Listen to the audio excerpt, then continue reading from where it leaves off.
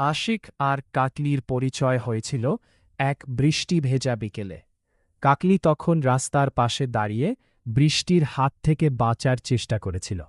আশিক নিজের ছাতাটা এগিয়ে দিয়ে বলেছিল, আপনি চাইলে আমার ছাতার নিচে দাঁড়াতে পারেন। সেই ছোট্ট কথাটাই একদিন তাদের জীবনের সবচেয়ে বড় গল্প হয়ে উঠবে। তখন তারা কেউই জানত না। এরপর ধীরে ধীরে তাদের পরিচয় বাড়তে থাকে। প্রতিদিন কথা, একে অপরের খোঁজ নেওয়া, ছোট ছোট অভিমান, সব মিলিয়ে এক সময় তাদের মধ্যে ভালোবাসা তৈরি হয়। আশিক কাকলিকে মন থেকে ভালোবাসত। কাকলির একটি হাসির জন্য সে অনেক কিছু করতে প্রস্তুত ছিল। একদিন কাকলি আশিককে বলেছিল, তুমি আমাকে কখনো ছেড়ে যেও না, তোমাকে হারানোর ভয় আমার খুব বেশি। আশিক হেসে বলেছিল, তুমি পাশে থাকলে আমি কোথাও যাব না। সেই কথার ওপর বিশ্বাস করেই আশিক ভবিষ্যতের স্বপ্ন দেখতে শুরু করেছিল। কিন্তু কয়েক মাস পর কাকলির আচরণ বদলে গেল। আগের মতো কথা বলতে না, ফোন করলে বলতে ব্যস্ত, মেসেজ দেখেও উত্তর দিতে না। আশিক বারবার জিজ্ঞেস করতে, কি হয়েছে কাকলি, তুমি কি আমার ওপর রাগ করেছে? কাকলি প্রতিবারই বলতে, কিছু হয়নি, তুমি শুধু বেশি চিন্তা করো। আশিক বিশ্বাস করত। এক রাতে আশিক কাকলিকে ফোন করেছিল। অনেকবার ফোন করার পরও কাকলি ধরেনি।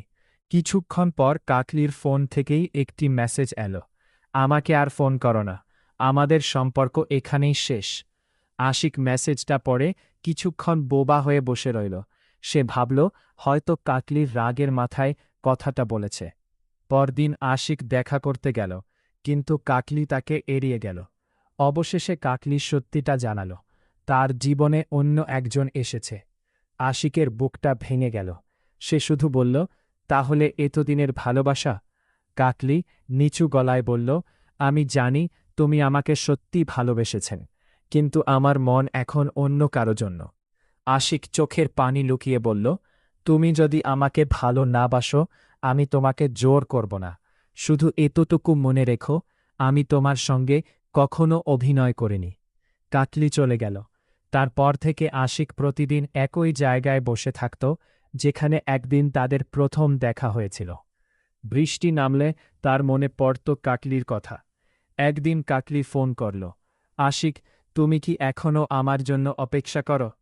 আশিক কিছুক্ষণ চুপ করে থেকে বলল, আগে করতাম। কাকলি অবাক হয়ে বলল, এখন বড় না?